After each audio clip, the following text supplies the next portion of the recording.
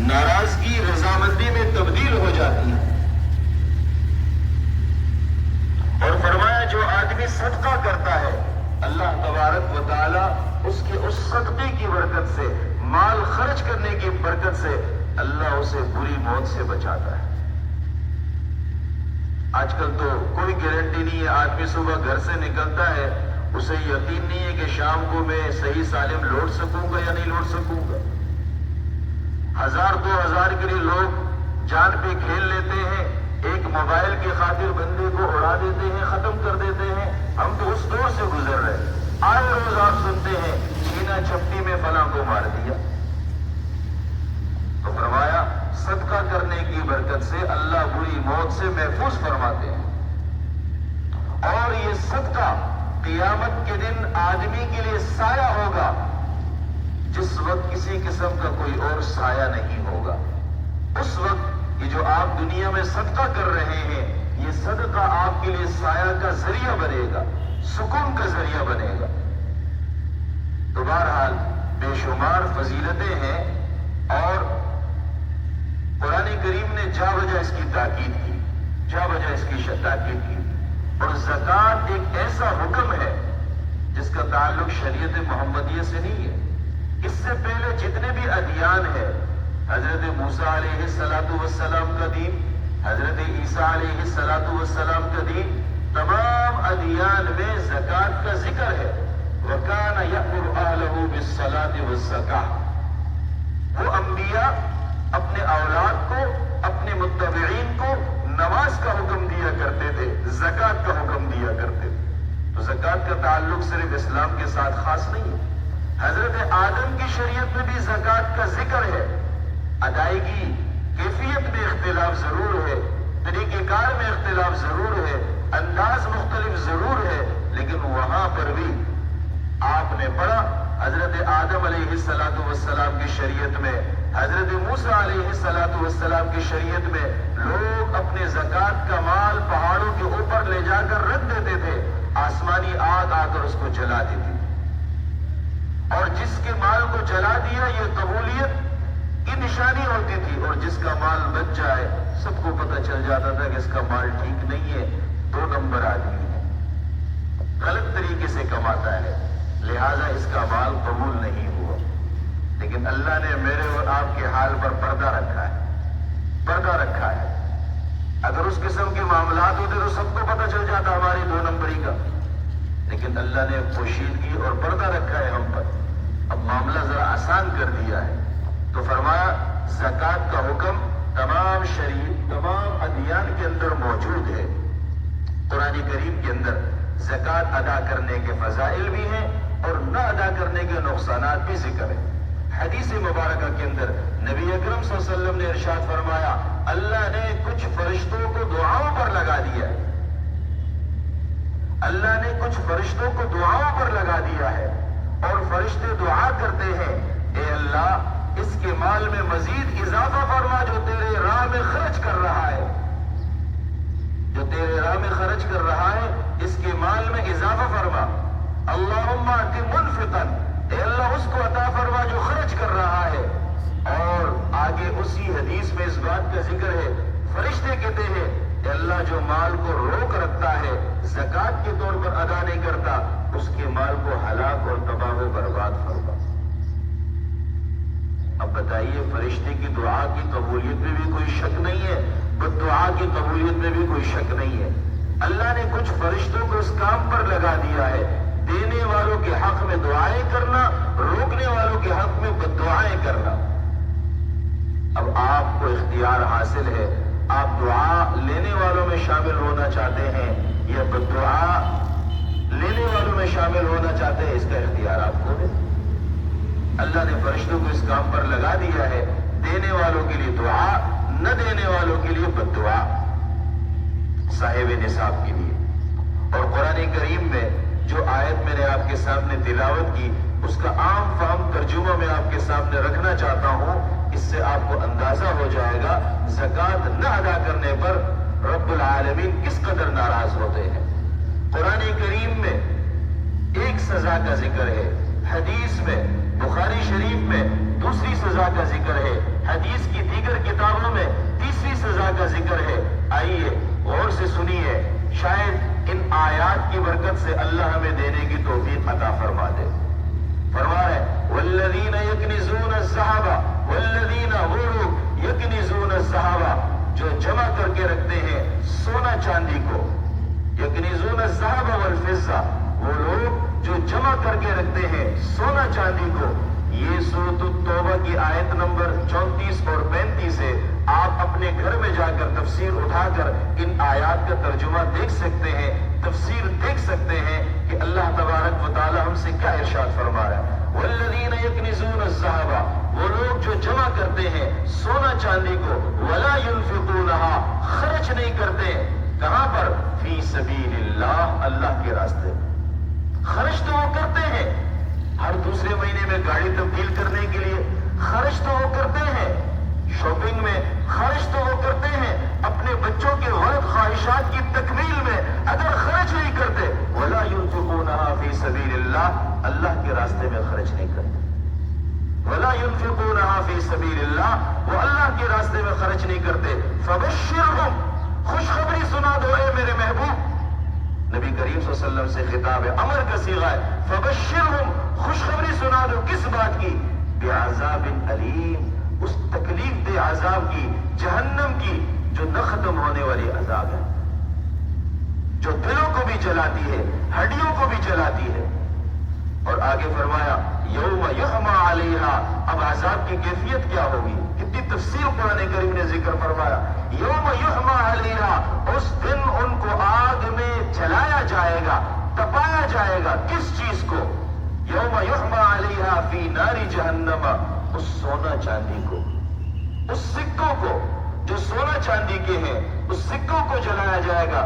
فتکوی بہا جباہہم وجنوبہم وظہورہم، اور جلایا جائے گا صاحب مال جس نے زکوٰۃ نہیں ادا کیا، اس کی پیشانی کو، اس کی پیٹھ کو، اس کے کندھوں کو، سائڈ کو، پیچھے حصے کو، آگے حصے کو جلایا جائے گا۔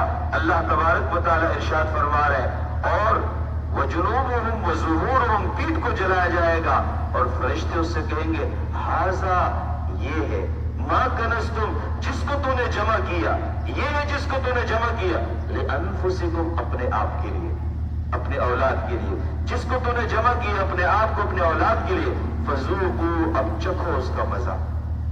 فرشتے کہیں گے چکھو اس کا مزہ، ما کنتم تکنزون، جو تو نے جمع کر کے رکھا تھا، خزانہ کر کے رکھا تھا، اللہ کے راستے میں 2.5% ادا نہیں کیا تھا۔ ھذا ما کنزتم، یہ خزانہ ہے، لانفسکم، جو تو نے اپنے لیے جمع کیا تھا، فذوقوا، چکھو، ما کنتم تکنزون، اس کے بدلے میں جو تو نے جمع کر کے رکھا تھا، خزانہ بنا کے رکھا تھا۔ اب جب یہ آیت نازل ہوئی، صحابہ بڑے پریشان ہو گئے۔ جیسے آپ نے اس کا ترجمہ سن کر آپ کو کچھ دیر کے لیے ایک جھٹکا لگا، تو صحابہ بڑے پریشان ہوئے۔ اب پریشان تو ہوئے، لیکن نبی کریم صلی اللہ علیہ وسلم کا اتنا رعب ہے، کون جا کے پوچھے حضور سے؟ حضرت عمر نے جب دیکھا صحابہ بڑے پریشان ہیں، اللہ نے مال جمع کرنے سے روک دیا، اب اولاد کا کیا بنے گا؟ مال تو جمع نہیں کر سکتے، بظاہر آیت سے ایسا محسوس ہو رہا تھا۔ حضرت عمر نے جب دیکھا صحابہ بڑے پریشان ہیں، تو فرمایا میں تمہاری پریشانی دور کرتا ہوں۔ اور اس کے بعد حضرت عمر گئے نبی کریم صلی اللہ علیہ وسلم کے دربار میں، آپ کے مجلس میں، فرمایا اللہ کے نبی، میرے ماں باپ آپ پر قربان ہو، اپنے الفاظ کے ذریعے سے حضور کو خوش کر رہے، میرے ماں باپ آپ پر قربان ہو، آپ میرے سردار ہیں، آپ میرے بڑے ہیں، لیکن ایک بات آپ سے پوچھنا چاہتا ہوں، ایک بات آپ کو بتلانا چاہتا ہوں، یہ جو قرآن کریم کی آیت نازل ہوئی، یہ آپ کے صحابہ پر بہت بھاری گزری، وہ بڑے پریشان ہیں اس آیت کی نزول کی بنا پر، ان کے دل و دماغ میں یہ بات بیٹھ گیا ہے، اور میں بھی اس کا مطلب یہ سمجھا ہوں کہ اب مال جمع نہیں کرنا چاہیے۔ حضور علیہ السلام نے فرمایا عمر کیوں پریشان ہوتے ہو؟ یہ تو اس مال کے بارے میں ہے جس مال میں سے زکوٰۃ نہ ادا کیا جائے۔ جتنا آپ کے پاس مال ہو، کروڑوں اربوں کھربوں ہو، اگر آپ زکوٰۃ ادا کر رہے ہو تو یہ وعید تو آپ کے لیے نہیں ہے، یہ وعید تو اس مسلمان کے لیے نہیں ہے جو زکات ادا کر رہا ہے، اس کے لیے نہیں ہے۔ فرمایا یہ مال تو مومن کے لیے ایک بہترین نعمت ہے، اگر وہ زکات ادا کر رہا ہے اور مال کی کثرت کی بنا پر وہ اللہ سے غافل نہیں ہوا، شریعت سے غافل نہیں ہوا، مسجد کے راستے کو نہ بھولا، تو یہ مال اس کے لیے بہت بڑی نعمت ہے اگر وہ زکات ادا کر رہا ہے۔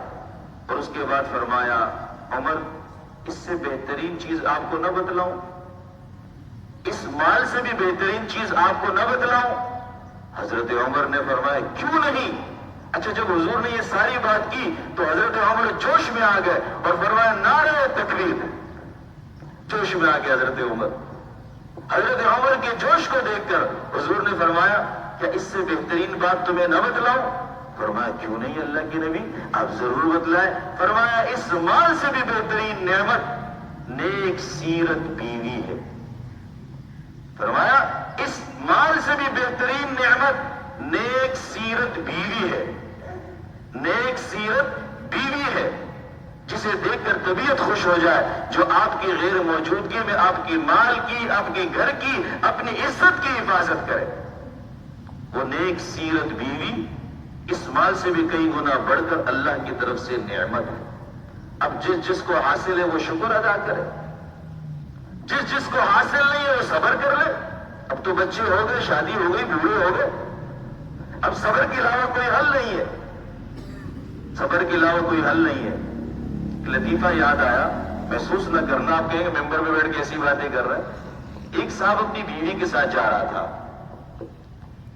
کوئی صاحب اس کو گھور رہا تھا، اس کو اپنی بیوی پہ ایسے ہی غصہ آیا ہوا تھا، شوہر کو کوئی گھور رہا تھا، وہ روک گیا، اس نے کہا کس کو دیکھ رہا ہے؟ اس کو دیکھ رہا ہے، پسند ہے تو لے جا، لیکن سنبھالنا بہت مشکل ہے، سنبھالنا بہت مشکل ہے۔ تو بہرحال اللہ تبارک و تعالی ہم سب کے حال پر رحم فرمائے۔ نبی کریم صلی اللہ علیہ وسلم نے فرمایا کہ مال سے کئی گنا بڑھ کر نیک سیرت بیوی ہے۔ اب جن کی بیویاں نیک ہے ان سے جا کر پوچھیں، دنیا ان کے لیے جنت ہے، اور جن کی بیویاں طبیعت میں یکسانیت نہ ہو یا بے دینی ہو تو پھر وہ اس کو جہنم میں جانے کی کیا ضرورت ہے، اس کے لیے دنیا کی زندگی جہنم بن جاتی ہے۔ اللہ تبارک و تعالی ہم سب کے حال پر رحم فرمائے۔ بہرحال قرآن کریم کی اس آیت میں پہلی سزا کا ذکر ہے۔ اب آئیے بخاری شریف کی روایت کی طرف۔ حضرت ابو ہریرہ رضی اللہ تعالیٰ عنہ کی روایت ہے، نبی کریم صلی اللہ علیہ وسلم نے ارشاد فرمایا، زکوٰۃ کے باب میں پہلی حدیث ہے، حضرت ابو ہریرہ رضی اللہ تعالیٰ عنہ فرماتے ہیں نبی اکرم صلی اللہ علیہ وسلم نے ارشاد فرمایا، جس شخص کو اللہ نے مال دیا اور صاحب نصاب ہے، اس پر زکوٰۃ واجب ہے، اور وہ صحیح حساب کتاب کے ساتھ زکوٰۃ ادا نہیں کرتا، تو قیامت کے دن اسی کے مال کو ایک گنجے سانپ کی شکل میں جس کی آنکھوں پر 2 سیاہ نقطے ہوں گے، یہ جو گنجے فرمایا اس کی زہریلا پن کی طرف اشارہ ہے، اس کی زہریلا پن کی طرف اشارہ ہے۔ اس کے مال کو ایک سانپ کی شکل میں مسلط کر کے اس کے گلے پہ توپ کے طور پر ڈال دیا جائے گا، اور وہ سانپ اس کے جبڑوں کو کاٹے گا اور اس کو ڈسے گا اور کہے گا یہی میں تیرا مال ہوں، میں تیرا خزانہ ہوں، اب ذرا اپنے مال اور خزانے کا مزہ چکھ لے۔ اللہ ہم سب کی حفاظت فرمائے۔ ہم تو سانپ کو دیکھ کر ڈر جاتے ہیں بھائی، اگر کوئی اوپر سے پلاسٹک کا سانپ بھی پھینک دے تو یہ مجمع غائب ہو جائے گا۔ ہم سانپ سے اتنا ڈرنے والے، آپ نہیں تو میں تو ڈرنے والا ہوں۔ اب جب ایک سانپ کو ہمارے گلے پر مسلط کر دیا جائے، وہ توق بن جائے، وہ یہاں سے بھی کاٹے یہاں سے بھی کاٹے، کیا کیفیت ہوگی؟ اللہ ہم سب کی حفاظت فرمائے اس قسم کے عذاب سے اور جہنم کے عذاب سے ہم سب کو محفوظ فرما لے۔ تیسری روایت صحائح ستہ کی دیگر کتابوں میں ہے، نبی اکرم صلی اللہ علیہ وسلم نے ارشاد فرمایا، جس کو اللہ نے مال دیا اور مال وہ مویشی کی صورت میں ہے، گائے بھینس کی صورت میں ہے، بکروں کی صورت میں ہے، ریوڑ ہے اس کے پاس، جانوروں کا، اور وہ اس کے میں سے صحیح حساب کتاب کے ساتھ زکوٰۃ ادا نہیں کرتا، 25 اونٹوں پر زکوٰۃ ادا نہیں کرتا، اور اسی طرح 120 بکریوں پر زکوٰۃ ادا نہیں کرتا، 40 گائے بھینس پر زکوٰۃ ادا نہیں کرتا، تو فرمایا قیامت کے دن اس کی گائے بھینس کو لایا جائے گا، اس کے اونٹ کو لایا جائے گا، اس کی بکریوں کو لایا جائے گا، اس کے بیل کو لایا جائے گا، کئی گنا موٹا فرما کر کے لایا جائے گا، ایک چٹیل میدان ہوگا، اس چٹیل میدان میں صاحب مال کو، یعنی جو اس مویشی کا مالک ہوگا، اس کو لٹایا جائے گا، لٹانے کے بعد گائے بھینس کو لایا جائے گا، اونٹ کو لایا جائے گا، وہ اونٹ اپنے پیروں سے، وہ گائے اپنے پیروں سے، وہ بیل اپنے پیروں سے اپنے مالک کو روندے گا، اور روند روند کر وہ جائے گا، واپس اس جانور کو لایا جائے گا، پھر یہ روندے گا، سینگ سے مارے گا، منہ سے کاٹے گا، اور کہے گا میں تیرا مال ہوں، میں تیرا خزانہ ہوں۔ اب اندازہ لگا لیجیے، جب جانور بدک جائے تو کیا کیفیت ہوتی ہے ہماری، وہاں سارے ہمارے ہی اپنے جانور جو ہم نے پالے ہوں گے وہ بدکے ہوئے ہوں گے، وہ ہمارے دشمن بنے ہوئے ہوں گے۔ اللہ ہماری حفاظت فرمائے، اللہ ہمارے دلوں کو نرم فرمائے، کئی مال میں ہم اتنا نہ آگے بڑھ جائے، اپنے رب کے حق کو بھی بھول جائے۔ یہ سب کچھ تو اسی کی عطا ہے، یہ سب کچھ تو اسی کی عطا ہے، یہ ہمارے زور بازو کا کمال نہیں ہے، ہمارے زور بازو کا کمال نہیں ہے، اس کی عطا ہے۔ جب اس کی عطا ہے تو اس کو کیوں بھولتے ہیں، اس کے حق کو کیوں نہیں نکالتے۔ ایک اور حدیث میں نبی کریم صلی اللہ علیہ وسلم نے ارشاد فرمایا، 3 باتیں ارشاد فرمائی آپ نے، فرمایا اگر تم اپنے مال کو محفوظ کرنا چاہتے ہو، اگر تم اپنے مال کو محفوظ کرنا چاہتے ہو تو فرمایا حسنوا اموالکم بالزکات، اپنے مال کو محفوظ کرنا چاہتے ہو ہر قسم کے آفات سے، ہر قسم کی شرور سے، ہر قسم کے مصائب سے، تو فرمایا حسنوا اموالکم، اپنے مال کو محفوظ کرو بالزکات، زکات ادا کرنے کے ذریعے سے۔ ہم انشورنس والوں کو، انشورنس کمپنیوں کو کروڑوں روپے بھر رہے ہیں مال کو محفوظ کرنے کے لیے، اپنے جسم کو محفوظ کرنے کے لیے، اپنی گاڑی کو محفوظ کرنے کے لیے، حالانکہ سب سے بڑی انشورنس کمپنی اللہ کی ہے۔ 2.5% دے دیں، مال بھی محفوظ، ہم بھی محفوظ، سب کچھ محفوظ، فیکٹری بھی محفوظ، یا 2.5% دینے کے لیے تیار نہیں ہے، اور سودی اداروں کو کروڑوں روپے ہم دے رہے ہیں، اور ان کے ساتھ معاہدے بھی کر رہے ہیں۔ اور یاد رکھیے، جو زیادہ تر انشورنس والوں سے معاہدے کرتے ہیں وہی مسائل کے زیادہ شکار ہوتے ہیں۔ جو اللہ نے طریقہ بتلایا اس پر تو ہم عمل نہیں کر رہے ہیں، جو لوگوں نے تدبیریں کی ہیں اس پر عمل کرنے کی کوشش کر رہے ہیں۔ تو عزیزان محترم فرمایا حسنوا اموالکم بالزکاۃ، اگر تم چاہتے ہو تمہارا مال محفوظ ہو جائے، اور اللہ تبارک و تعالیٰ فرما رہے، اللہ گارنٹی دے رہے ہیں کہ مال محفوظ ہو جائے گا، کاروبار محفوظ ہو جائے گا، فیکٹری محفوظ، تمہاری ذات محفوظ، تمہارا جیب محفوظ۔ تو فرمایا حسنوا اموالکم بالزکاۃ، اگر تم سب کچھ محفوظ کرنا چاہتے ہو زکات کے ذریعے سے اس کو محفوظ کرو۔ ایک ہی راستہ ہے محفوظ کرنے کی، کوئی اور راستہ نہیں ہے۔ اور فرمایا اور اپنے بیماروں کا علاج کرو، اس حدیث میں 3 جملے ہیں، اپنے بیماروں کا علاج کرو صدقے کے ذریعے سے۔ ظاہر بات ہے ہر گھر میں بیماری، ہر شخص بیماری سے محفوظ نہیں ہے، کبھی نہ کبھی وہ بیمار ہو جاتا ہے۔ اللہ ایسی بیماری سے ہم سب کی حفاظت فرمائے کہ ہم دوسروں کے محتاج ہو جائیں، پھر اپنے ہاتھ سے کھا بھی نہ سکے، اپنے ہاتھ سے کوئی کام بھی نہ کر سکے۔ اللہ ایسی بیماریوں سے ہم سب کو محفوظ فرما دے۔ تو فرمایا اگر بیماری آ بھی جائے علاج کروا، کس نے آپ کو روکا؟ جاؤ آپ آغا خان، لیاقت چلے جاؤ، حکیموں کے پاس چلے جاؤ، ڈاکٹروں کے پاس چلے جاؤ، یہ سنت ہے علاج کروانا، لیکن علاج کی ابتدا صدقے سے کرو۔ ڈاکٹروں کو تو کروڑوں لاکھوں دے دیتے ہیں، لیکن صدقے کے لیے 200 روپے نکالتے ہوئے ہمیں تکلیف ہوتی ہے، اور ڈاکٹروں کو بڑی آسانی سے دے دیتے ہیں۔ علاج آپ ضرور کریں، کس نے آپ کو روکا؟ لیکن علاج کی ابتدا اس سے کریں جو شریعت نے ہمیں بتلایا، اور وہ طریقہ ہے صدقے سے ابتدا کریں۔ بندہ بیمار پڑ گیا گھر میں، فوراً صدقہ کرے۔ اب صدقے کے لیے 1000 روپے کا ہونا ضروری نہیں، 10 روپے بھی آپ صدقہ کر سکتے ہیں، 20 روپے بھی کر سکتے ہیں، 50 روپے بھی کر سکتے ہیں۔ ابتدائی علاج صدقہ ہے، اور اس کے بعد جائیں آپ صدقہ دینے کے بعد ڈاکٹر کے پاس اس کو لے جائیں۔ لیکن ہم سب سے پہلے ڈاکٹر کے پاس لے جاتے ہیں، ہاسپٹل میں داخل کر لیتے ہیں، 15-20 لاکھ روپے لگا دیتے ہیں۔ جب ڈاکٹر ہمارے جیب خالی ہونے کے بعد کہتا ہے اب مریض نہیں بچے گا، ہمارے جیب خالی کرنے کے بعد کہتے ہیں مریض نہیں بچے گا، تب ہم دوڑتے ہیں مسجد کے امام صاحب کے پاس، تب ہم دوڑتے ہیں مسجد کی طرف اور صدقے کے بکروں کی طرف۔